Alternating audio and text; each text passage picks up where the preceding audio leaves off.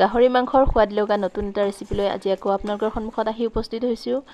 আশা কৰোঁ আপোনালোকে ভালেই পাব। নমস্কাৰ বন্ধু বান্ধৱীসকল, মই মায়া স্বাগতম জনাইছোঁ আপোনালোকক মায়াৰ আছামিজ কিচেনলৈ। বন্ধু বান্ধৱীসকল, এতিয়ালৈকে যদি আপোনালোকে মোৰ চেনেলটো ছাবস্ক্ৰাইব কৰা নাই তেনেহ'লে প্লিজ চেনেলটো ছাবস্ক্ৰাইব কৰি দিব।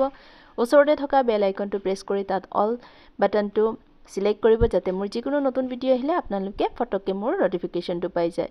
লাইক কমেণ্ট আৰু শ্বেয়াৰ নিশ্চয় কৰিব। তেনেহ'লে বলক সময় খৰচ নকৰি আজি ভিডিঅ'টো আৰম্ভ কৰোঁ। এটা কেৰাহী লৈছোঁ, কেৰাহীত মই তেল দি দিছোঁ 2 চামুচ আৰু তেলখিনি খুব ভালদৰে গৰম কৰি ল'ম। তেলখিনি ধুনীয়াকৈ গৰম হৈ গৈছে। এতিয়া মই ইয়াত 2টা আলু দিছোঁ। আলুটো মই ডাঙৰ ডাঙৰ টুকুৰা কৰিয়ে দিছোঁ, আপোনালোকে আপোনালোকৰ ইচ্ছা অনুসৰি দিব পাৰে। খুব ধুনীয়াকৈ আলুখিনি ভাজি কৰি ল'ম আৰু এয়া চাওক ৰঙচুৱাকৈ আলুখিনি ভাজি হৈ গৈছে। মই এতিয়া এইখিনি উঠাই লৈছোঁ আৰু এই তেলখিনিতে মই পিঁয়াজ দি দিছোঁ। পিঁয়াজখিনি এনেকৈ ৰাফকৈ মই কাটিছোঁ, মিহিও কৰা নাই, বৰ বেছি ডাঙৰো কৰা নাই। এতিয়া পিঁয়াজখিনি ভাজি ল'ম। পিঁয়াজখিনি এটা ধুনীয়া কালাৰ আহিছে, আপোনালোকে দেখা পাইছেই। এতিয়া মই ইয়াতে আদা নহৰু দি দিছোঁ। আদা নহৰুটো মই খুন্দি পেলাই দিছোঁ, আপোনালোকে পেষ্ট বনাইও দিব পাৰিব। এতিয়া আদা নহৰু আৰু পিঁয়াজৰ কেঁচা গোন্ধ যোৱালৈকে মই ভাজি থাকিম। কেঁচা গোন্ধটো থাকিলে তৰকাৰীৰ টেষ্টটো কিমান এটা ভাল নালাগে। এয়া মই কেঁচা জলকীয়া ফালি পেলাই দিছোঁ, শুকান জলকীয়াও দিব পাৰি। আৰু এয়া আদা নহৰুখিনি খুব ধুনীয়াকৈ ভাজি হৈ গৈছে। এতিয়া মই ইয়াত দি দিছোঁ মাংস ইয়াত 800 গ্ৰাম আছে। খুব ধুনীয়াকৈ ধুই পেলাই চাফা কৰি লৈছোঁ। এতিয়া এইখিনি ভালদৰে মই লৰাই থাকিম আৰু এনেদৰে লৰাই মই ভাজি থাকিম। এতিয়ালৈকে কোনো ধৰণৰ মছলা মই দিয়া নাই। অলপমান টাইম ভাজি ল'ম, তাৰপিছতহে মছলা দিম। 2-3 মিনিট সময় মই ভাজি লৈছোঁ আৰু এয়া চাওক অকণমান তেল বিৰিঙি আহিছেই। অকণমান তলত লাগি ধৰা নিচিনা লাগিছে, কিন্তু একো নহয়, নিমখ দিলে পিছত ঠিক হৈ যাব। নিমখ নিদিয়াৰ কাৰণে আদা নহৰুটো অকণমান লাগি ধৰে। এতিয়া মই শুকান মছলা গুড়াখিনি দি যাম।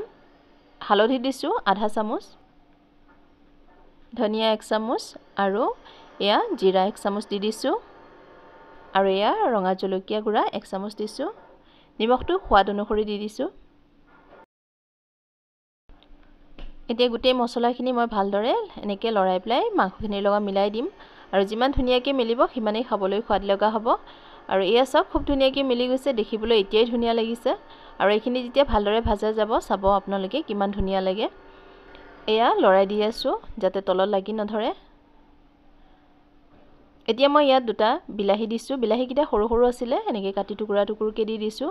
দি পেলাই আকৌ এবাৰ লৰাই দিছোঁ আৰু দেখিছে তেলবিলাক খুব ধুনীয়াকৈ বিৰিঙি আহিছে। অকণমান তলত লাগি ধৰিছে আৰু এনেকৈ লাগি ধৰিলেও খাবলৈ বেলেগ এটা সোৱাদ আহে। আপোনালোকে কেতিয়াবা এনেকৈ চাবচোন। এতিয়া মই ঢাকন দি দিছোঁ। ঢাকন দি 5 মিনিটমান ৰান্ধি ল'ম। 5 মিনিটৰ পিছত চাওক ঢাকনটো আঁতৰাইছোঁ আৰু ইমান ধুনীয়াকৈ মাংসখিনি মোৰ ভাজা গৈছে আৰু বিলাহীখিনিও খুব ধুনীয়াকৈ গলি গৈছে। আৰু এতিয়া ইয়াতে মই আলু দি দিম। আলু যে মই ভাজি পেলাই ৰাখিছোঁ, সেই আলুখিনি ইয়াত দি দিম। আলু দি পেলাই আকৌ এবাৰ লৰাই দিছোঁ আৰু এনেদৰে মাংসখিনি বনাই খাবলৈ খুবেই সোৱাদ লগা হৈছিলে। আপোনালোকে এনেকৈ বনাই খাব, খুব ভাল লাগিব। আৰু চাওকচোন কালাৰটো এতিয়াই দেখিবলৈ কিমান ধুনীয়া হৈছে। এতিয়ালৈকে মই পানী দিয়া নাই। আকৌ ঢাকন দি পেলাই মই 5 মিনিট ৰান্ধি ল'ম, যাতে আলুখিনি ভালদৰে সিজি যায়।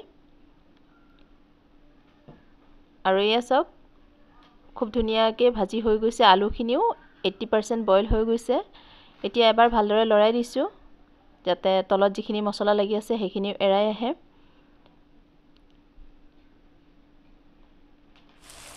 এতিয়া মই পানী দিছোঁ।